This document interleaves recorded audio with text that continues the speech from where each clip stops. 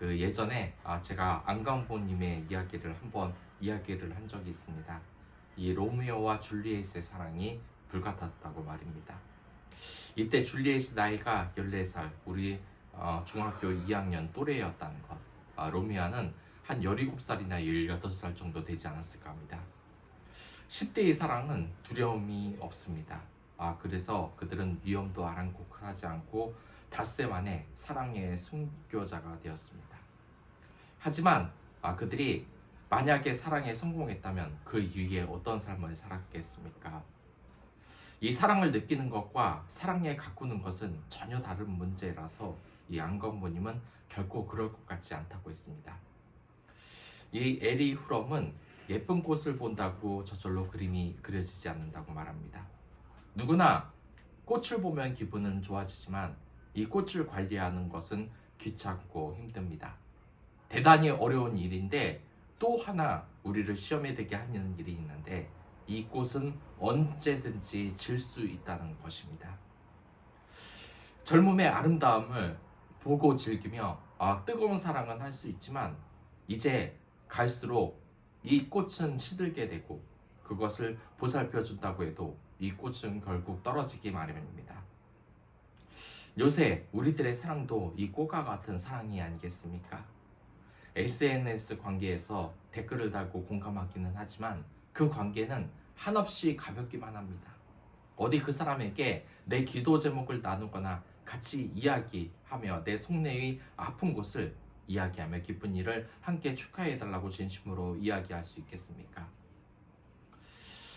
근데 이런 식으로 말하면 물론 반감이 드는 분들도 있을지 모르겠습니다. 하지만 젊은 날의 사랑보다 결혼했고 평생을 약속하고 함께 살아가는 사랑이 저에게는 더 귀해 보입니다. 바로 이것이 주님의 사랑과 닮았기 때문입니다. 아름다운 나무가 최고의 아름다움을 뽐내는 가을, 이것을 바로 펄이라고 합니다. 이 펄, 모든 것이 떨어지는 펄, 이 가을에 펄인 러브, 낙엽이 떨어지고 나무가 앙상하게 남은 그 순간에 우리는 사랑에 빠지고 맙니다. 이제 영원한 아름다움, 정성기가 시작되라고 한다는 것입니다. 이 오늘 말씀을 보면 하나님의 말씀은 영원히 선다고 하고 있습니다. 풀은 마르고 꽃은 시드나 하나님의 말씀은 영원히 선다는 것입니다. 이렇게 말하는 그 이유가 뭐겠습니까? 그것은 시몬과 예루살렘에 나타낼 것이라고 지금 이야기를 하는 것입니다.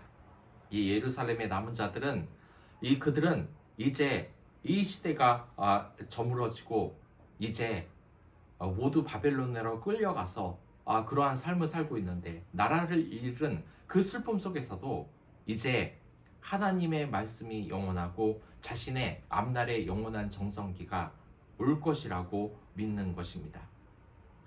이것은 하나님의 약속입니다.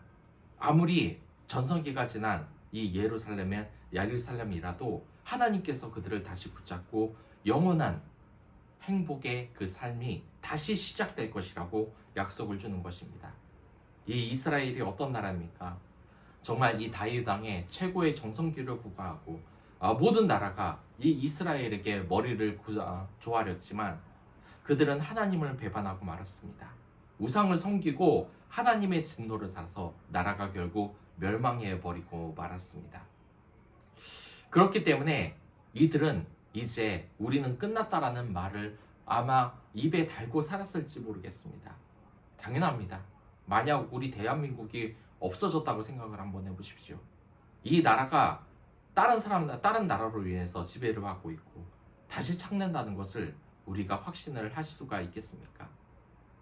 하지만 하나님께서는 언약의 하나님이라고 이야기를 하십니다. 그리고 그들의 하나님으로서 그 영원한 삶을 행하라는 것입니다. 그렇기 때문에 이사야를 통해서 하나님께서는 다시 돌아오고 그들이 이제 포로에서 돌아온 듯이 제단을 세우고는 정말 이 유대아 성도들에게 재물을 갖고 와서 이제 그 촉칭을 가리킨다는 겁니다. 여기서 보면 이 하나님께서는 모든 형제들이 이 예루살렘에서 모여서 이제 모든 민족에게 공적으로 그리고 담대하게 이 복음을 전하는 일이 완전하게 이루어진다고 이야기를 하는 것입니다. 광야에서 외치는 소리, 그가 오고 있음을 이미 통지했으며 하나님의 어린 양을 보라, 예수님께서 곧 오시고 영원한 예루살렘이 세워질 것을 이야기한다는 것입니다. 그래서 우리는 과거의 영광보다 미래를 더 기억을 해야 된다는 것입니다. 사실 이 우리나라의 영향력에서 이 교회의 영향력에 그리운 때가 없지는 않았습니다. 예전에 이 정말 너무나도 유명했던 이 평양 대붕 운동이 시작된 이후에 이 많은 선진들이, 믿음의 조상들이 저희들을 위하여서 또한 이 하나님께 영광 돌리며 기도하며 우리나라가 이제 선진국 반열에 들어서지 않았습니까? 외국에 가도 코리아 그러면은 교회를 가요동하던 이 사람들도 이제 코리아 하면 BTS, 또 오징어 게임이라고 좋다고 이렇게 악수를 청하고 이러지 않습니까? 근데 이 사회가 우리가 이 현재를 소중하게 여기지 못하고 이 과거에 얽매이는 것이 아니라 미래의 삶을 사는 것은 바로 이 기독교인들의 일이라는 것입니다. 생각을 한번 해보시기 바랍니다. 우리가 이 떡볶이 얼마나 무시했습니까?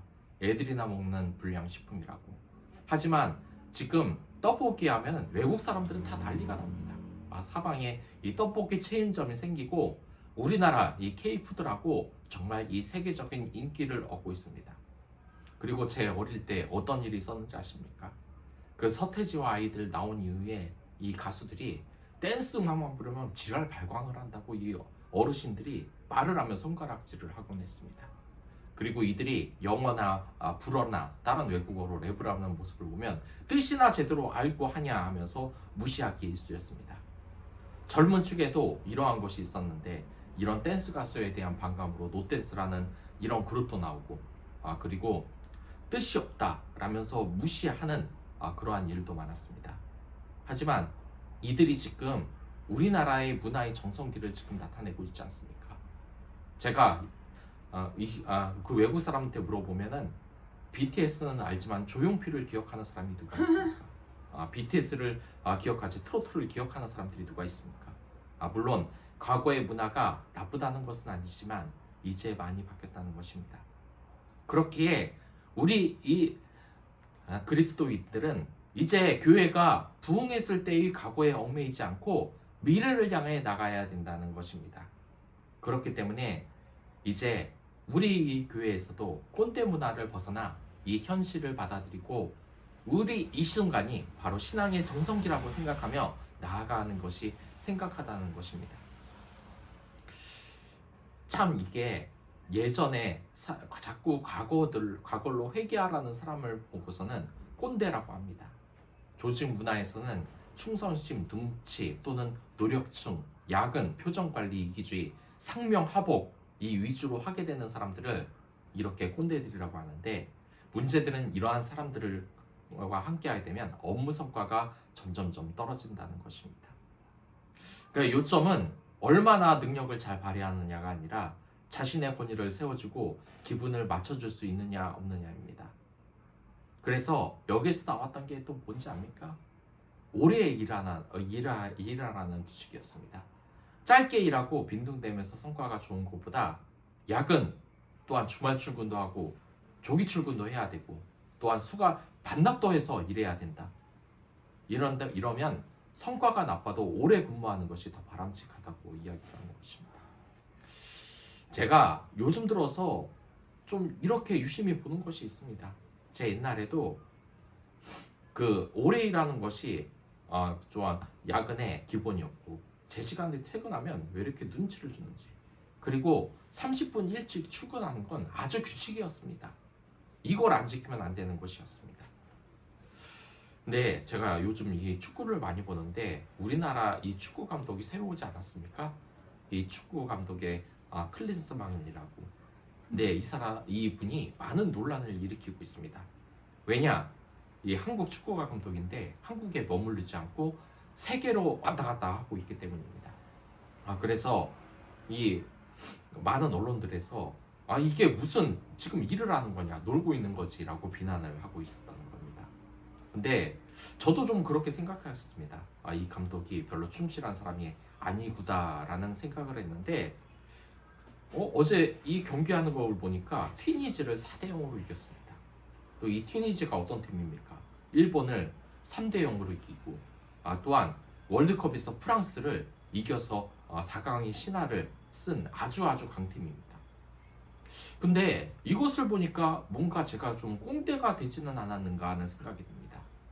감독이야 성적이 좋고 이 방법이야 어떻게 하든 자기 마음인데 그건 보지 않고 그냥 한국에 안 머물렀다는 이유로 그를 비난하는 것은 아닌지 그런 생각이 듭니다. 우리가 이 미래로 나아가기 위해서는 신앙의 꼰대에서 벗어나야 되지 않겠습니까?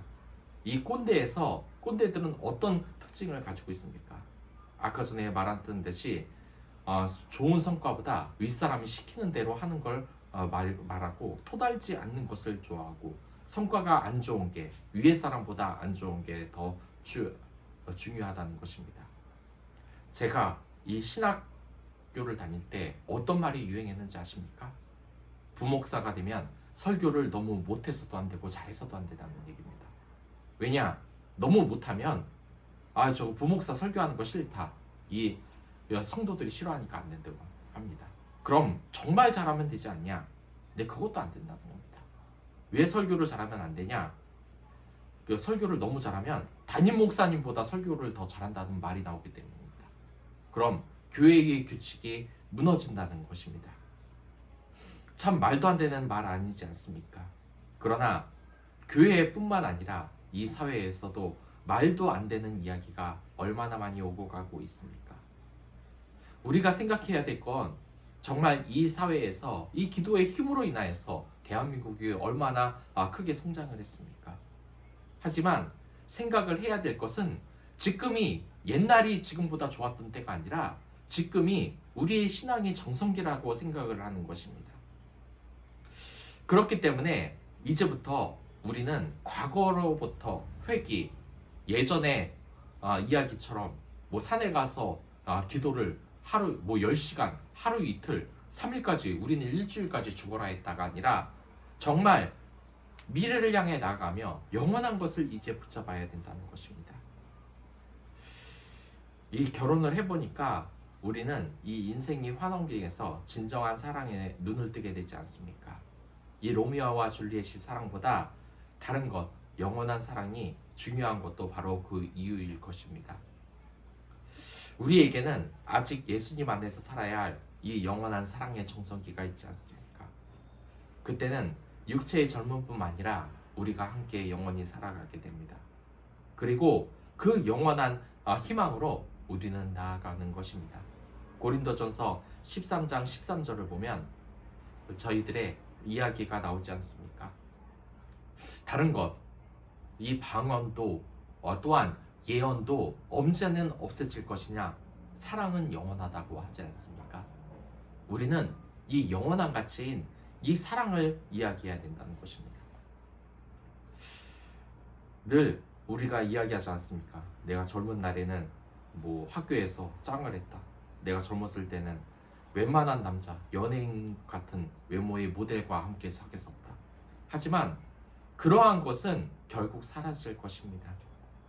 저도 이 나이가 어느새 40살이 훌쩍 넘고 40대가 됐고 흰머리가 나기 시작하지만 그렇다고 저의 가치가 떨어지지는 않습니다.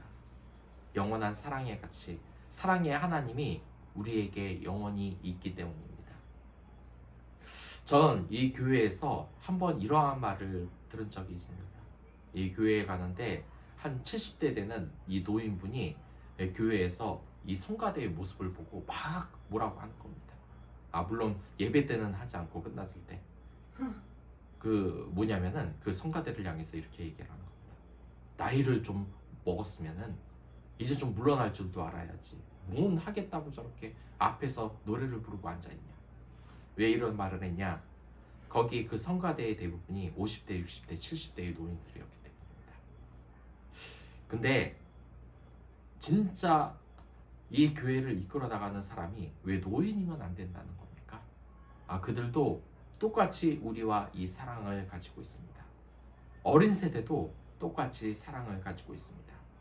이제 영원한 것에 우리가 신경을 써야 할 것이 아니겠습니까? 예전에도 말했듯이 그 연애보다 결혼이 귀중한 건 영원한 사랑을 약속하기 때문입니다. 그리고 결혼식장에서 이 신랑 신부가 가운데서 걸어오는 것은 그 창세기 15장에서 나오듯이 이 남자와 여자가 만약 이 사랑의 언약을 깨뜨리면 배가 갈라진다는, 가운데가 갈라진다는 그러한 뜻을 가지고 있다는 것 저번에도 말씀드리지 않았습니까? 영원한 것을 추구하시길 바랍니다. 여러분들 사실 이 연생을 얻으면은 더 이상 늙지도 않고 젊음을 유지하고 그리고 영원한 삶을 살게 됩니다. 그리고 더 놀라운 건 하나님과 같이 숨쉬며 살며 물론 지금은 성령님의 인도대로 살고 있지만 하나님과 늘 대면하며 그리고 그에게 영광을 돌리며 에덴 동산과 같이 부끄러움 없이 죄도 없이 늙음과 죽음이 없는 영원한 세계에서 우리가 살게 된다는 것입니다. 만약 아직도 복음을 받지 못하는 사람이 있다면 그들에게 사랑을 전해주시기 바랍니다. 믿음을 전해주시기 바랍니다. 저희 이 빛의 교회도 이제 11월 29일 날 수원으로 가게 돼 있는데 그때 이제 본격적으로 이 전도를 시작하게 될 텐데 우리 가족과 친인척들 그들에게 이 영원한 사랑을 가르쳐줘야 되지 않겠습니까? 이 세상 사랑이 얼마나 허무합니까? 늙고 죽고 또한 한정적이고 사랑은 영원하지 않다는 것, 사랑은 변하는 것이라고 하지만 영원한 그 삶에 우리가 그들을 추구해야 되지 않겠습니까? 영원한 것을 추구하십시오. 만약에 우리의 모습이 세상적인 사랑, 이 세상에 많은 물질을 사랑하게 된다면 그들도 진정한 사랑에 눈을 뜨지 못하게 된다는 것입니다. 우리가 예수님처럼 이 영원한 사랑에 눈을 뜨고 fall in love에 빠졌을 때 그들 또한 진정한 사랑이 이거구나. 예수님을 믿는 사람은 저래서 뭔가 다르구나. 저는 참 많은 죄를 지은 죄인이지만 하나님을 믿고서 정말 크게 바뀐 것이 뭐냐면 예전에 부정적인 시각과 그러한 것이 많이 바뀌었다는 것입니다. 물론 이 가지고 있는 성격 자체가 내성적인 이유도 있고 또한 예전에는 이 부정적인 말을 늘 많이 썼는데 정말 이 성령님과 함께 하시면서 그러한 것이 많이 고쳐졌습니다. 물론 지금도 많이 부족하지만 근데 저를 향해서 이 주변의 시선이 서서히 달라지는 것입니다. 예전에는 교회 다니는 사람이 다 똑같다고 했으면 이제는 교회 다니는 사람은 뭔가 달라라는 이야기를 조금씩은 듣고 있다는 것입니다. 전도는 이렇게 하는 것입니다. 내가 영원한 사랑을 하지 않고 일을 하면은 그 진심을 알아줄 수가 없다는 것입니다. 제가 일을 한다 그러지 않았습니까? 이 영업을 하면서 제가 안 사실이 뭐냐면 정말 그 영업에 대한 그 상품을 그냥 진심이 아니게 사기로 팔아먹는 사람과 그 상품이 진짜 좋은 상품이고 회원들한테 고객한테 맞는다는 생각으로 파는 사람과는 나중에 이 성과가 너무나 다르다는 겁니다. 내가 이 사람에게 진심으로 이게 좋은 상품이다라고 확신이 있으면 그 진심이 이 고객에게 전해지는데 그렇지 않고 단순히 팔아먹으려고 하면 그게 다 드러난다는 겁니다. 이건 저도 그렇게 한 적이 있고 또한 제가 그런 것을 받았던 적도 있습니다. 조건도 안 되는 사람에게 고객에게 무리하게 상품을 팔려고 하다가 이 고객이 짜증나면서 고객을 전화를 끊었을 때 얼마나 마음이 아프고 제가 죄를 졌는지 모르겠습니다. 또한 이 미용실에서 말을 좀 맞춰주고 하다 보니까 이 사람이 자꾸 무리한 이야기를 하는 겁니다. 저는 그냥 친밀감에 같이 이렇게 이야기를 하고 있는데 어느 순간 뭐 20만 원짜리 샴푸를 사야 된다. 뭐 자꾸 이런 쪽으로 이야기를 해서 짜증을 내면서 그곳에 다시는 안 갔던 기억이 있습니다. 우리가 전도가 안 되는 것이 아닙니다. 사실 전도가 안 되는 것은 다른 사람의 문제가 아니라 제 자신의 문제라는 것을 어느덧 깨달았습니다.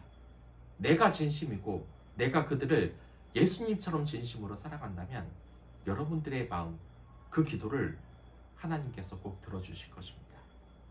그러니 포기하지 마시기 바랍니다. 여러분들이 사랑하는 그 가족들은 영원한 성군의 삶을 꼭 사시게 될 겁니다. 그러므로 11월 29일 날 수원에 가서 더욱더 전도하고 그들과 함께 사랑의 공동체로 빛의 교회를 세워가길 원하겠습니다. 그럼 다 같이 기도하도록 하겠습니다.